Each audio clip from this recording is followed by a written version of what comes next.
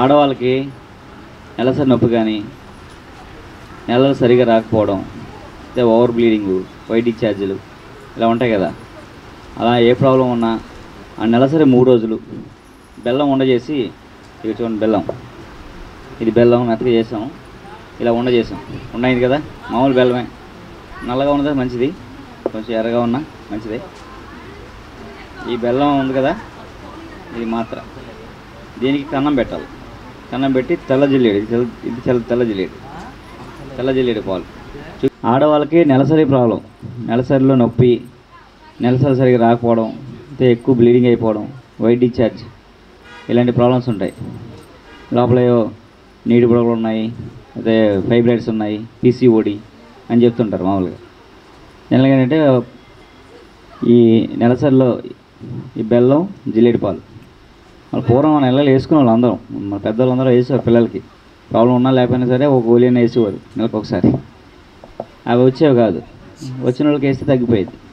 నెలసరి నొప్పి ఉందనుకోండి, కొంతమందికి అయిన రోజు వస్తుంది, 3 రోజులు ఉంటుంది, కొంతమంది అయిన రోజే ఉంటుంది, కొంతమంది అవ్వకుండానే ముందే స్టార్ట్ అయిపోతుంది, వచ్చే ముందే పెయిన్ స్టార్ట్ అయిపోతుంది, తర్వాత తగ్గి మళ్ళీ పీరియడ్ వస్తాయి.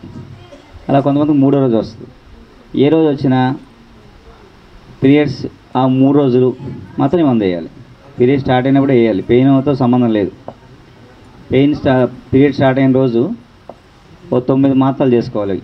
9 కన్నం పెట్టి జిల్లేడు పాలు వేయాలి. పెద్ద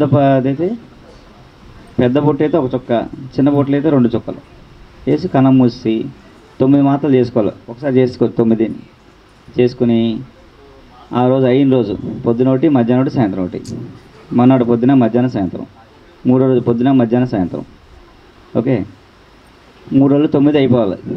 ఓకే, ఆ 3 రోజులు మజ్జిగన్నం, పాలన్నం, జ్యూసులు అవే, పులుపు కారం తినకూడదు. ఆ 3 డేసే పచ్చం, మిగతా రోజులు అన్నీ తినేయచ్చు, పచ్చమే ఉండదు. ఈ నెల వేస్తాం కదా, నెక్స్ట్ మంత్ పెయిన్ వస్తుంది కానీ అంత రాదు, సగం వస్తుంది. నెక్స్ట్ మంత్ మళ్ళీ వేసామనుకోండి, 3వ నెలలో పెయిన్ వస్తుంది కానీ కొంచెం వస్తుంది. 3వ నెలలో మంది వేసామనుకోండి, 4వ నెలకి నొప్పి రాదు, ఇంకా జీవితంలో నొప్పి రాదు. దానికి నేను నొప్పి వచ్చినా ఎన్నైనా జీవితాంతం మెఫ్టాల్ సాస్ వేసుకుని ఏదో ట్యాబ్లెట్ వేసుకుని నడుపుతూ ఉంటాం. ఏ మందు వేసుకున్నా అప్పుడు కూడా తగ్గుతుంది, మళ్ళీ వచ్చేస్తుంటాం. కానీ ఇది చేస్తే జీవితంలో రాకుండా పోయిన కొన్ని వేల మంది, లక్షల మంది ఉన్నారు. ప్రాక్టికల్గా చేసింది. ఎప్పుడో పూర్వం నుంచి మన ఇళ్ళల్లో చేసుకునే వాళ్ళం, మన పూర్వీకులు చేసేవారు. మామూలుగా కూడా నెలసరి కరెక్ట్గా ఉండడం కోసం ఆ నెలసరి అయిన వెంటనే ఒక గోళీ వేసుకుంటే ఎప్పటికీ ప్రాబ్లం రాదు. అంటే జిల్లేడు పాలు మామూలుగా అయితే చాలా డేంజర్, అది మనం వెలిసిన కంట్లో పడితే కళ్ళు పోతాయి. ఈ జిల్లేడు మొక్క ఎలాంటిదంటే, మన లోహాల్లో పాదరసం ఎలాంటిదో మొక్కల్లో పాదరసం లాంటి మొక్క అంటారు. వెజిటబుల్ మెర్క్యూరీ అని పిలుస్తుంది దీన్ని. అది ఎంత డీప్గా పనిచేస్తా అంటే లోపలికి వెళ్ళిపోయి సెల్కి వెళ్ళిపోయి పనిచేస్తాం అనమాట. శరీర తత్వాన్ని మార్చేస్తుంది. అంత డీప్ యాక్షన్ డ్రగ్ అంటాము, చాలా లోపలికి వెళ్ళి పనిచేస్తుంది. ఈ బొల్లి అలాంటివి ఉంటాయి కదా, దానికి దీన్ని వేరు పొడితో అందిస్తారు. మామూలుగా చాలా డీప్గా వెళ్ళి పనిచేస్తాయి. అంత పవర్ఫుల్ ప్లాంట్ ఇది జిల్లేడు. అందుకే జిల్లేడు ఎప్పుడు వాడతాం మనం? తెలుసా మీకు? రథసప్తమికి ఎందుకు వాడతారండి? నెత్తి మీద ఆకు పెట్టుకొని రేగిపండు పెట్టుకొని వేడి నీళ్ళు పోసి స్నానం చేస్తారు. ఎందుకో తెలుసా? జిల్లేడు ఆకు వేడికి తగలగానే దాంట్లో ఉన్న పాలన్నీ విరిగిపోయి ఒక రసంలాగా దాని మీద ఉన్న నువ్వు జిగురు అంతా ఒళ్ళంతా పడుతుంది. పడడం వల్ల ఇంకెప్పటికీ చర్మవ్యాధులు రావు. ఒక సంవత్సరానికి ఒకసారి ఆ స్నానం చేస్తే ఇంకా ఆ సంవత్సరం అంతా ఎవరికి చర్మవ్యాధులు రావు అనమాట, జీవితంలో రావు. అలా అవన్నీ మనకు మెడికల్గా పెట్టినవే. జిల్లేడాకు జిల్లేడాకులు విస్తరి కొట్టుకుని అందులో వేడి అన్నం పెట్టుకుని భోంచేస్తే చర్మవ్యాధులు రావు, చర్మవ్యాధులు పోతాయి. అలా అనమాట. బొల్లి అలాంటివి తగ్గుతాయి. అలా విస్తరిలో ఎన్ని రకాలు మనకి: మోదుగు విస్తరి, జిల్లేడు విస్తరి, పాలాకు విస్తరి, అరిటాకు విస్తరి. ఒక్కొక్క ఆకుకి ఒక్కొక్క ఉపయోగం ఉందన్నమాట. అందుకని విస్తరిలో మనకు 15-20 రకాల విస్తరాకులు ఉన్నాయి. నెలసరి పొద్దున్న అయ్యారనుకోండి, పొద్దుట మధ్యాహ్నం సాయంత్రం మన్నాడు వేస్తాం, 9 అయిపోతాయి. మరి మధ్యాహ్నం అయితేనో అప్పుడు ఏం చేయాలి? ఫస్ట్ డే మధ్యాహ్నం ఒకటి, రాత్రి ఒకటి, రెండో రోజు పొద్దున మధ్యాహ్నం సాయంత్రం, మూడో రోజు పొద్దున మధ్యాహ్నం సాయంత్రం, నాలుగో రోజు పొద్దున ఒకటి. అంటే 9 కంప్లీట్ అవ్వాలి. సాయంత్రం అయ్యారు, ఫస్ట్ రోజు ఒకటి, రెండో రోజు 3, మూడో రోజు 3, నాలుగో రోజు 2, అలా 9 కంప్లీట్ అవ్వాలి. అదే మా డోస్. ఓకే. 3 నెలలు పెయిన్ తగ్గితే ఇంకా వేయక్కర్లేదు, 4వ నెలలు పెయిన్ రాకపోతే ఇంకా వేయక్కర్లేదు. వస్తే ఇంకోసారి ఏంటి ఫినిష్ అంతే, ఇంక రాదు, ఖచ్చితంగా రాదు, తగ్గిపోతుంది.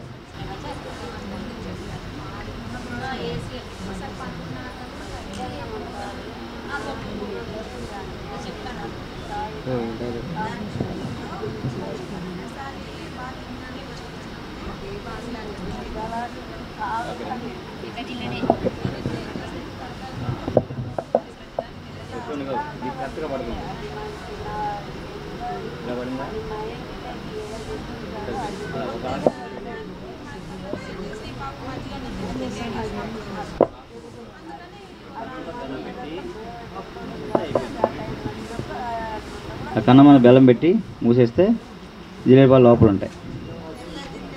తెల్ల జిలేడు బాగా పనిచేస్తామ్మా. ఎర్ర జిలేడు కొంచెం అంత ఎక్కువ ఔషధ గుణాలు ఉండవు. తెల్ల దాంట్లో ఎక్కువ ఔషధ గుణాలు ఉంటాయి. ఇలా వేసి 9 రెడీ చేసి ఉంచుకోండి. ఏ రోజు కాలేదు 3 చేసుకున్నా పర్లేదు, 9 ఒకసారి చేసుకున్నా పర్లేదు. చేసి ఉంచుకున్న 3 రోజులు వాడేస్తే అయిపోతుంది. ఒకసారి బెల్లం మెత్తగా ఉంటుంది, ఇలా పాకిపోతుంటుంది, ఉండవదు. అప్పుడు ఏం చేస్తారు తెలుసా? గోధుమ పిండి ఉంటుంది కదా, గోధుమ పిండి కొద్దిగా వేసి ఉండ చేసేయండి. కరెక్ట్గా మనం చెప్పినట్టు వింటుంది మాట, ఉండ కరెక్ట్గా తయారవుద్ది. అందులో కన్నం పెట్టేసి మింగేస్తారు.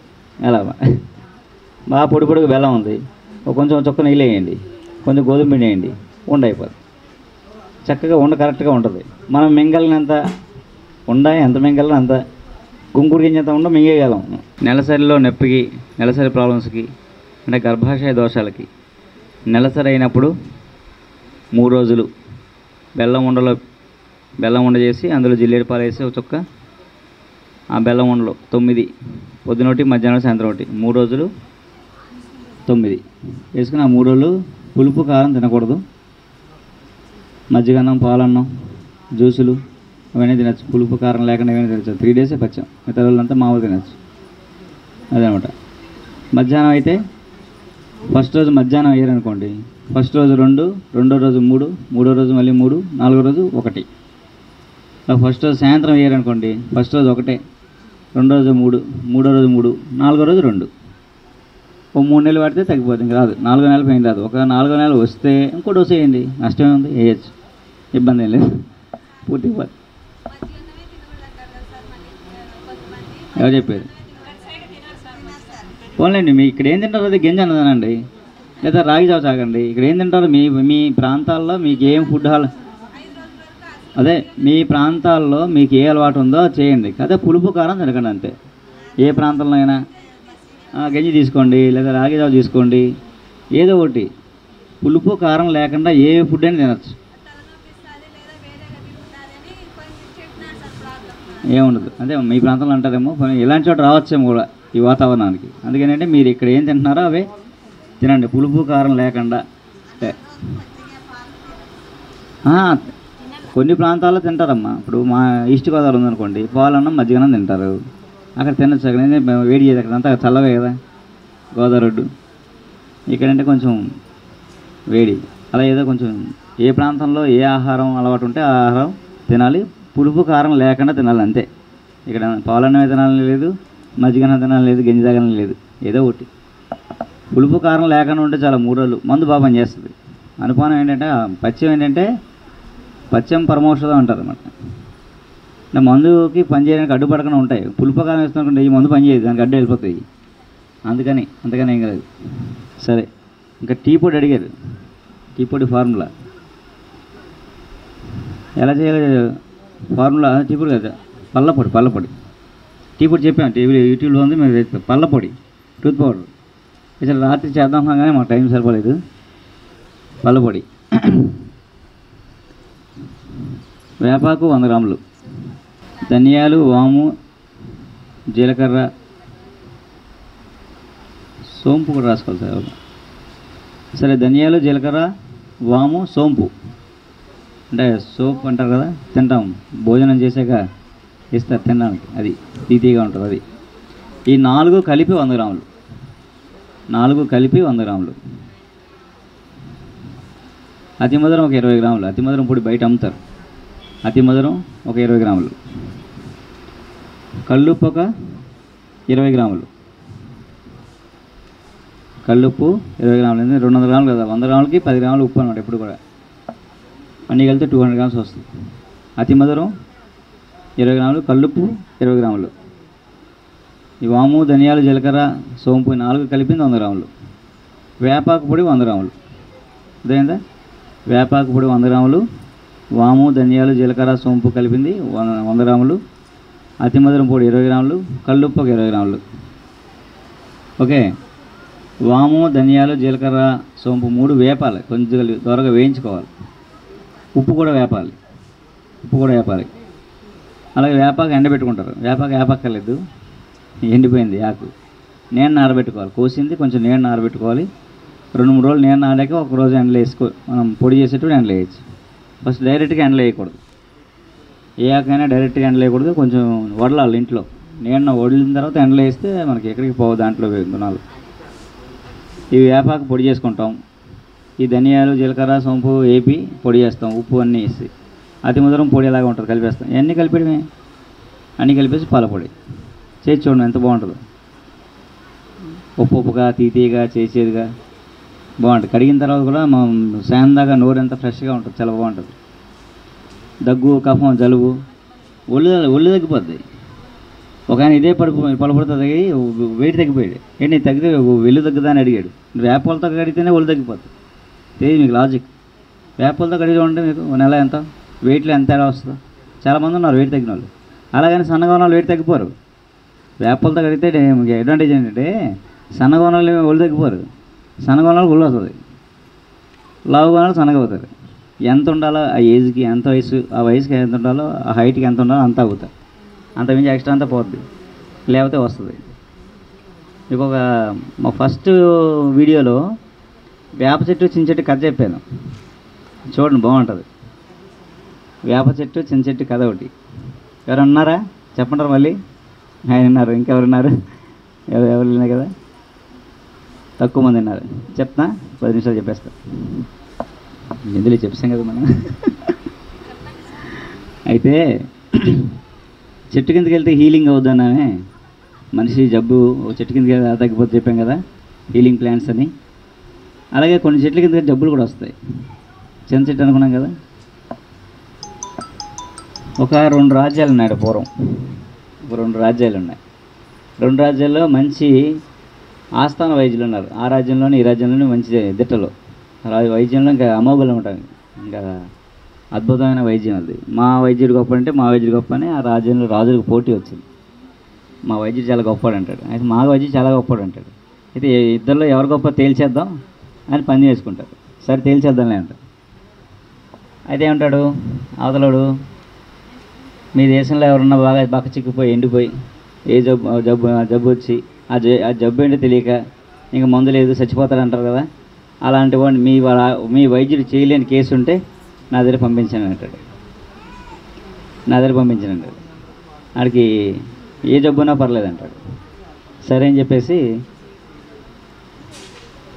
సరే పంపిస్తాం మీ రాజ్యం నుంచి, మా రాజ్యం నుంచి. ఈ రాజు ఏమంటాడంటే ఓకే చేస్తాడు. వైద్యుడి దగ్గరికి వచ్చి మరి మనం అలాంటి కేసులు సెలెక్ట్ చేయాలంటే జబ్బు ఉన్నవాడు కాదు, మన దేశంలో యుక్త వయసు కుర్రవాడు, బలిష్టమైనవాడు, ఏంటి సంపూర్ణ ఆరోగ్యం ఉన్నవాడు, ఇప్పుడు వచ్చి జ్వరం కూడా ఎరగనివాడు, అలాంటి వాడు మన దేశంలో పోటీ పెట్టి సెలెక్ట్ చేయండి అంటాడు. మొత్తం ఆ దేశంలో ఉన్న యువకులందరినీ పిలిచి అందరికీ పోటీ పెట్టి మంది ఫిల్టర్ చేసి ఒకరిని సెలెక్ట్ చేస్తారు. ఆడికి అప్పుడు వచ్చి తుమ్ము కూడా లేదనమాట. మంచి బలిష్టమైనవాడు, దొక్క ముక్కలా ఉంటాడు, యుక్త వయసు వాడు. సో వాడిని ఆ రాజ్యానికి పంపిస్తాడు.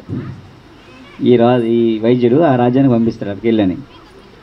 సరే మనవాడు బయలుదేరుతాడు. బయలుదేరినప్పుడు ఏం చెప్తాడంటే, నువ్వు వెళ్తావు కదా ఆ రాజ్యం వెళ్ళడానికి నీకు 40 రోజులు పడుతుంది, 40 రోజులు ప్రయాణం, నువ్వు నడిచే వెళ్ళాలి. నువ్వు వెళ్ళినప్పుడు నువ్వు ఎక్కడ ఆగాలన్నా, మంచినీళ్ళు తాగాలన్నా, సేద తీర్చుకోవాలన్నా, పడుకోవాలన్నా, భోజనం చేయాలన్నా, ఏం చేయాలన్నా చింత చెట్టు చూసుకుని మజిలీ చేయని చెప్తాడు. చింత చెట్టు ఎక్కడ ఉంటే అక్కడే ఆగు, చింత చెట్టు కనపడే వరకు నువ్వు ఆకంటాడు. నేను 40 రోజుల్లో కానీ ప్రతిరోజు నువ్వు చింత చెట్టు చూసుకుని ఆగాలంటాడు. సరే అలాగేం చూసి మనోడు బయలుదేరుతాడు. చింత చెట్టు చూసుకుని ఆగుతూ వెళ్తాడు. 40 రోజులు అక్కడ వెళ్ళాడు. ఎలా అవుతాడంటే చిక్కి సెలివైపోయి చచ్చిపోయేలా ఉంటాడు అనమాట. ఇంకో రోజు చచ్చిపోతాడు, ఊపిరి అందదు. అన్న తర్వాత ఆ వైద్యుడి దగ్గరికి వెళ్తాడు. ఆ వైద్యుడు ఏమంటాడంటే, ఏంటి నీకు ఎప్పటి నుంచి ప్రాబ్లం, ఇలా అయిపోయి ఏంటి అని అడుగుతాడు. నాకు ప్రాబ్లం ఏంటి, మా రాజ్యంలో నన్నే సెలెక్ట్ చేశారు, ఇక్కడ రాకముందు మంచి ఆరోగ్యవంతుడిని, నాకు ఇప్పుడు వచ్చి జబ్బు తుమ్ము కూడా తెలియదు, ఈ 40 రోజులు ఇక్కడికి వచ్చినప్పుడు ఇలా అయిపోయాను అంటాడు. ఏం చేసావంటాడు. ఏం చేశాను వచ్చానంటాడు. రావడం కాదు ఎలా వచ్చావని అడుగుతాడు. మీ వైద్యుడు నీకు ఏం చెప్పాడు అంటాడు. మా వైద్యుడు ఒక మాట చెప్పాడండి, నువ్వు ఎక్కడ ఆగాలన్నా చింత చెట్టు చూసి ఆగమన్నాడు, చింత చెట్టు చూసి ఆగుతూ వెళ్ళమన్నాడు, నేను అలాగే వచ్చానంటాడు. అయితే బయలుదేరి రేపొద్దున అంటాడు. బయలుదేరి చచ్చిపోతాను నేను, మళ్ళీ బయలుదేరిన వెంటనే ఒక అడుగు కూడా వెళ్ళానంటాడు. అంటే నువ్వు వచ్చినప్పుడు చింత చెట్టు కింద ఆగి వచ్చావు కదా, వెళ్ళేటప్పుడు వేప చెట్టు చూసుకుని వేప చెట్టు దగ్గర ఆగుతూ వెళ్ళంటాడు. మళ్ళీ మనోడు వేప చెట్టు దగ్గర ఆగుతూ వస్తాడు. 40 రోజులు మళ్ళీ మామూలు అయిపోతాడు, బలిష్టంగా అయిపోతాడు అనమాట. అది వేప చెట్టు కాదు, ఎలా ఉంటుంది. అలా వేప పూలతో మొహం కడిగితే సంపూర్ణ ఆరోగ్యం మళ్ళీ వచ్చేస్తుంది. అక్కడికి వెళ్ళి జబ్బు ఏం చెప్తాడు, జబ్బు అడిగాడు. నీ జబ్బు ఏంటంటే, నాకు జబ్బు ఏంటంటాడు. నీకేం జబ్బు ఉందండి, నాకు ఏ జబ్బు లేదు, నాకు జబ్బు పేరే తెలియదు అంటాడు. జబ్బు పేరేం చెప్తాను, ఇక అదికేం లేదు. సిక్కి సెల్ అయిపోయాడు, ఇంకా టీబీ పేషెంట్లు అయిపోయాడు. ఆడికి జబ్బు ఏంటో తెలీదు. సరే వెళ్తా, నువ్వు యాప్ చెట్టు ఆగితే వెళ్తా అంటాడు. ట్రీట్మెంట్ అయిపోయింది. అలా ఉంటాయి లాజిక్స్ అనమాట.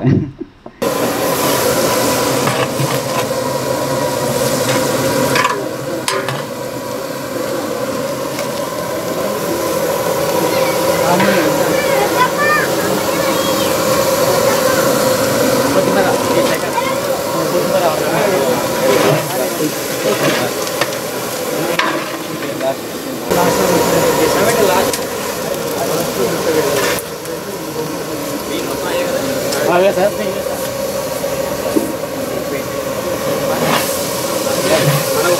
ఎక్కడైంది 24 గంటలు సార్ ఇది.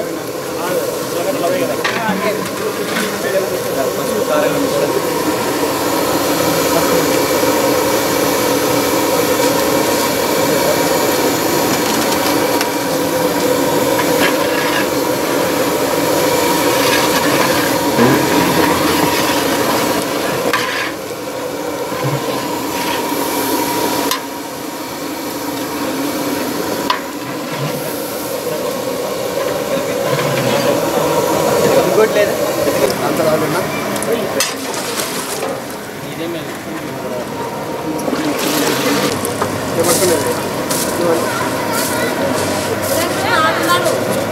నీళ్ళు తీసుకున్నా అది మొత్తం వాటర్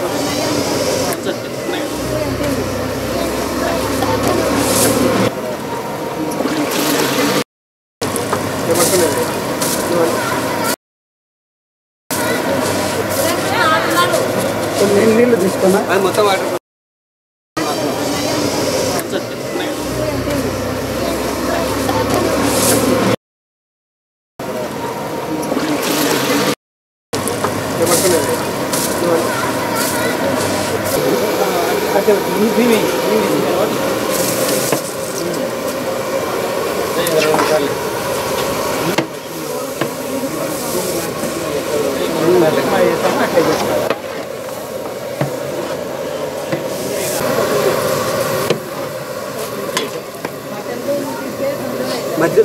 శుభోదయం అందరికీ ఫిల్మ్ మాస్టర్లకి నమస్కారం.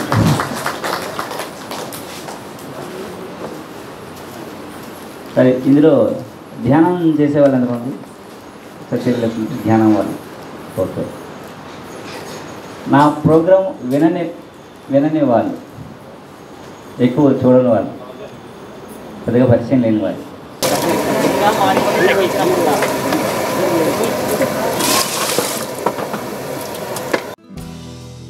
హలో ఫ్రెండ్స్, పిఎంసి ఆన్లైన్ని సబ్స్క్రైబ్ చేసుకోండి. సరికొత్త అప్డేట్స్ కోసం బెల్ బటన్ని నొక్కండి.